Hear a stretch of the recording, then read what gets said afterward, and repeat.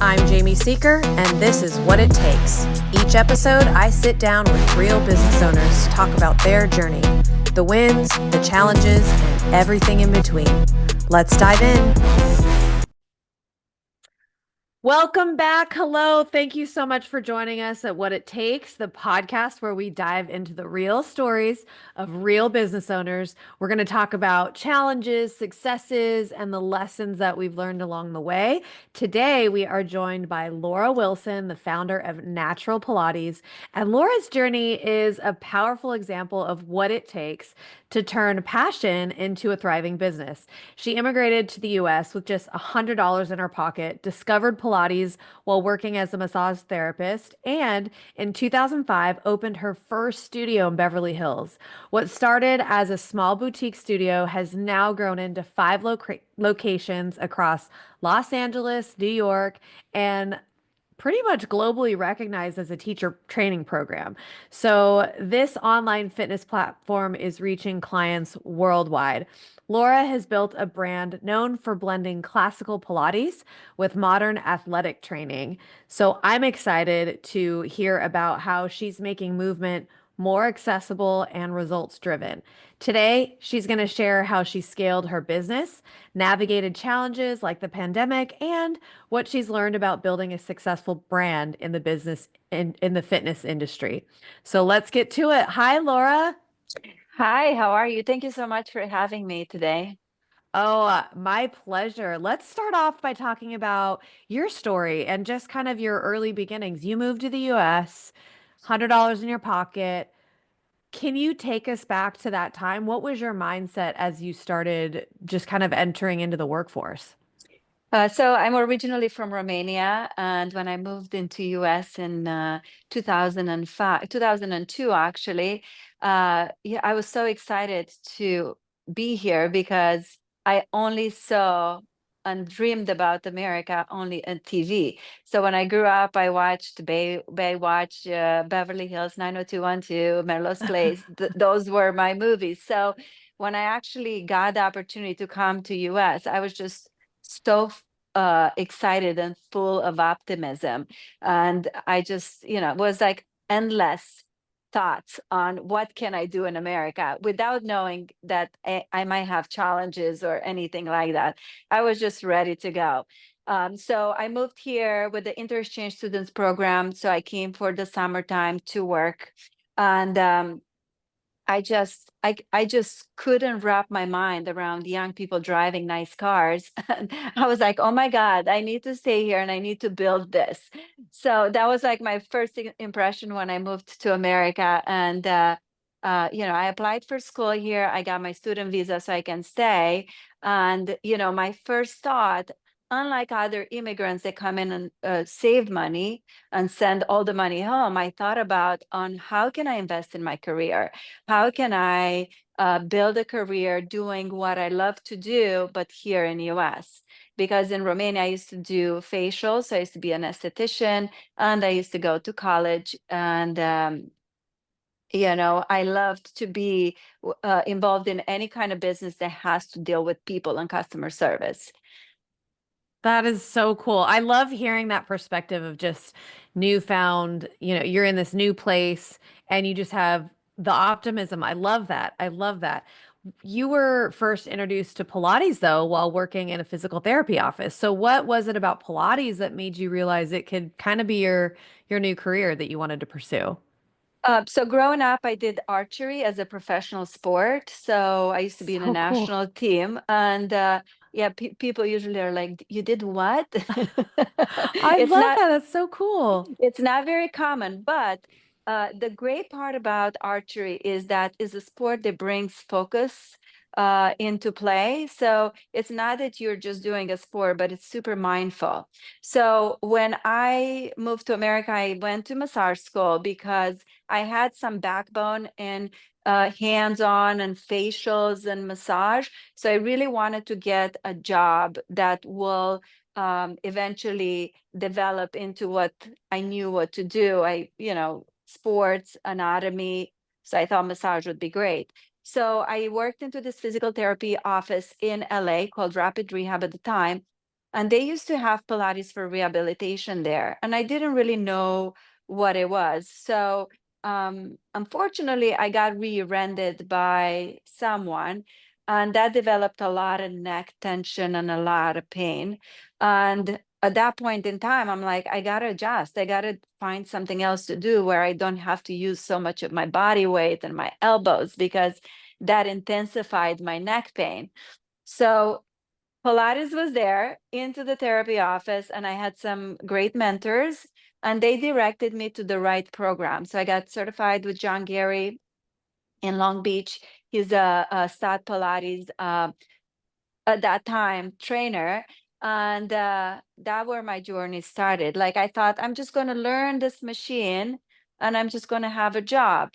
Well, that was 20 years ago, and that first experience just never stopped. So I keep continuing education, continuing learning, and I just didn't learn just that one machine. I just continuing with all the apparatus when it comes down to Pilates. And on top of that, I was just like, I still don't know everything. So I went and I did a lot of courses like resistance training specialist, muscle activation, and gyrotonic, yoga training. So I'm basically certified in anything you you want to be certified in. Like, I understand and I know a lot of the movement, and I usually call it tools. A lot of the tools that we can have, either that you want to stretch, or you want to be more fluid in movement, or you want to build strength, or whatever your goal is, I have the tools for it because I did different certifications. And I just wanted to understand on, like, what's the difference between Pilates and personal training, or Pilates and yoga, and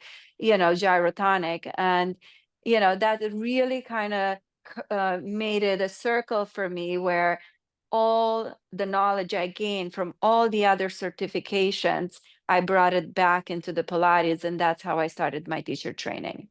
Yeah, and that's one thing that really, as I was looking into what you're doing, that's what stood out to me is you've blended classical Pilates with athletic performance training, which as a former athlete, I can't claim to be athletic anymore. But that's something, I think once you've trained at that level, it's always kind of appealing to look at how to bring in that type of performance training into your regular exercise and fitness routine. And so that's really when I was looking at things that you were doing, that seemed really cool to me. So what makes your approach different from like a traditional Pilates, and how's that helped your business kind of stand out as you're building your brand? And so Pilates was known for, I mean, it was not designed for dancers, but Joseph Pilates applied it to a lot of the dancers in New York. So what happened is, when I got certified, I am not a dancer, but I take a lot of dance lessons. And I used to do folk dance in Romania. So that's pretty like stiff, and it has choreography, but not over the top. So when I got certified, what I was thinking was like, inhale here, exhale here. I was just so confused about all these movements, different types of movements, and different movements are associated with the breath pattern. And in my mind, I'm like, it's no way a regular person can remember this and actually not feel overwhelmed with this. So then what I did is, I basically took the choreography that I learned and I chopped it down to simple moves. Because most of the people nowadays, they do not do dance. They're not choreography lovers, and they always got confused when I taught them. And I'm like, okay, this is not working out. So we're going to simplify everything, and we're going to really focus on what are we trying to do. So a bicep curl needs to look like a bicep curl, and a tricep press needs to look like a tricep press. So what happened is, I took the benefits of the Pilates machine and the resistance, which is represented by the springs, and I applied it to simple moves, which really gave us the burn. So today we call this Pilates like a more modern, or not classical. It's on the other side, like mega formers, right? They do Pilates in a way where you get your burn, but you get your burn over the top. So I recognize that some people will be here at this level, but some people will be at a lower level. They won't be able to sustain the challenge that a more progressive Pilates routine would give them, or maybe something that it's not really Pilates, or it's not called Pilates. So then we took the moves, we made them simple, we added the resistance from the machine, and we gave the appropriate challenge to the clients. So for us, it's not necessarily so much about the routine and the order of the routine as much as is, where do you feel it, how do you feel it, and also adjusting people to the point where, do you know what you're doing, do you understand what you're doing, this is what I want you to do, versus just, we're doing lunges, and for 30 seconds we're doing lunges, and next we're going to do this or we do that. For me, it's very important to actually explain to people, like, we're doing lunges, but this is how we do the lunge today. And I want you to focus on this muscles, and I want you to feel the burn here. So in that way, people are like thinking what they're doing versus just doing it. It's very important to bring that mindfulness aspect into the exercise, because if you don't, then we're just doing it without any purpose. As anything you do in life, you have to have a purpose, a direction on why you do something. Like, you don't just go to the market to just look through the shelves, right? You go to the market to buy A, B, C, D, and then obviously you're going to buy a little bit more than what you need. But anything you do in life, you have a purpose. Same with exercise. Don't just exercise blindfolded. Like, know why you exercise, what's your goal, and then know how do you get faster there without hurting yourself. Because it's important to feel the challenge, but at the same time, to do a challenging workout and to be able to do another one tomorrow, like not to be out for like 4 or 5 days. So it's all about the appropriate challenge. Oh my gosh, that's so good. There's so many good things coming out of that. I want to kind of shift gears a little bit though. In 2005, you opened your first studio in Beverly Hills, and then Natural Pilates has also grown into multiple locations, a recognized brand, all that kind of stuff. But you've launched an online platform. So this is more like a teacher training program and your own line of fitness products. How do you decide when to expand and innovate? What's like the most exciting part of like the different things that you're doing, whether it's your locations or the online things? So in 2005, I started with the first studio in Beverly Hills. And honestly, that was just a process. I was just having fun. I was building a community. I didn't really think about where I'm going to be 20 years down the road. But when I started, like, not that I don't want to sound like I'm old, but we didn't have mind body. We didn't have a schedule system. So everything was done by hand. We were calling people to remind them about their appointments.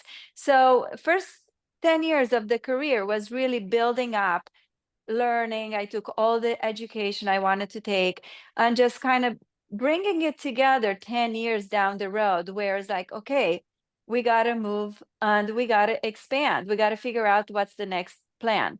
So in 2016, I opened my second studio without knowing a lot. I'm from Romania. I didn't go to college here. I didn't have a background of business. So I didn't really know exactly what I'm going to do. So I had to learn as I went through it. Oh, we did something did not work out well. Oh, we got to implement this and we got to implement that. So everything I built it literally was learning experience after experience.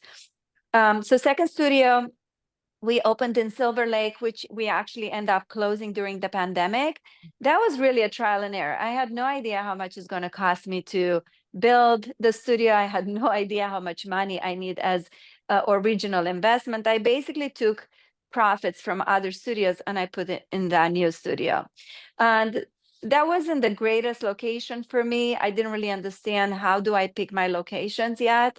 So that was a good expertise into learning how not to do something. So that was my second studio that it did well, but it didn't do well enough. So when pandemic hit, was just a good time to put an end to it. But meantime, before even the pandemic hit, I opened Natural Pilates Brentwood and West Hollywood, which obviously I took some of the stuff I learned from the first studio and I applied for the next two studios. Those studios are still in business and they're doing really well. So I was on a trajectory on like, okay, I'm going to learn how to expand and how to open the studios one by one. Unfortunately, like in 2019, right before the pandemic, I was ready to sign another lease for Studio City. And then a couple of months later, the pandemic hit. So that kind of put a stop to it. But at the same time, it really helped me develop what I have today because I was so scared. I was like, oh my God, I'm going to lose everything what I worked for. I'm going to lose everything I got. So I freaked out. I knew from Romania that the pandemic has started. Nobody knew what it was. So I was ahead of the schedule 2 weeks. Oh, So wow. I was telling all my friends here, I'm like, something is coming. We're going to shut our businesses down. They were looking at me like, you're nuts. You're nuts. What are you That doesn't talking happen about? here. Yeah. Yeah, so 2 weeks I was sick at my stomach and I was like, what I'm going to do, how I'm going to go through this. So the pandemic happened on, I believe, March 15th. And the day that the closure happened, I had a huge meeting with all my team. And I said, okay, we're going online. And tomorrow we're going to have a full class schedule online. And they're like, Wow. we're not even teaching math Pilates. What we're going to do? So we basically did a full programming session and we kept the classes in the studio, like in the studio in Mind Body, but everything was online from the house. So we had exactly the same times for the classes, and all our clients were able to continue with their classes, but on the mat versus on the Wow. crazy 24 hours where basically I didn't let anybody sleep because literally the next day we had the full schedule online. People took like 2 weeks to get there, but I was already You two were weeks, ready. Yeah. and was definitely a transition, like figuring it out and like how do you manage to give people props. So we had people in a studio gathering all the props we had available, and we made bags for people, and people came and picked up the bags from the studio. Oh, So they have some forms of bands, weights, because people didn't have anything. I don't know if you remember during the I pandemic, like do. you couldn't Hmm. buy anything. I Everything know. was sold out with the first week. So Wow. uh was definitely a crazy transition there. But then that was the time when I put the cameras up in the studio. It was nobody in the studios. So I start filming. So that's where the Natural Pilates TV platform started. I was filming reformer classes and I was filming math classes at the same time. That is So so cool. So yeah, cool. I and I feel like this is and it normally we see these things happen with business owners where it was not a part of anybody's business plan. It was never a part of any vision or whatever, but we're just faced with something and then you just figure it out. Like you had 2 weeks, you knew it was coming.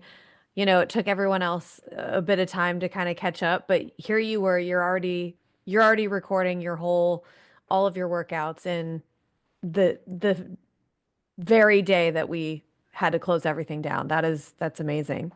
also, I have to say, I was, the United States government was great at that point in time because they gave SBA loans for all the businesses.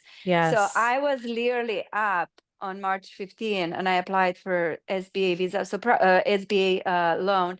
I was probably between the first ones to apply for it because the same night I got a response from them. Like I was Wow. so quick to do it. And honestly, that really saved my business because I was able to keep everybody employed unless people wanted to leave and move back home. But everybody stayed employed. I was able to pay everybody, not fully, but partially for what they worked and a little bit of extra. And it really kept me going because most of the studios were closed all these years. And, we were fortunate enough that we had some funds that we could sustain ourselves, but also like 3 months into it, we were able to go outside. So I had two studios Oh, outside during the pandemic, which was great. So we were able to keep the clientele, to keep the community, to give people a spot to go to, because was tough, was not easy.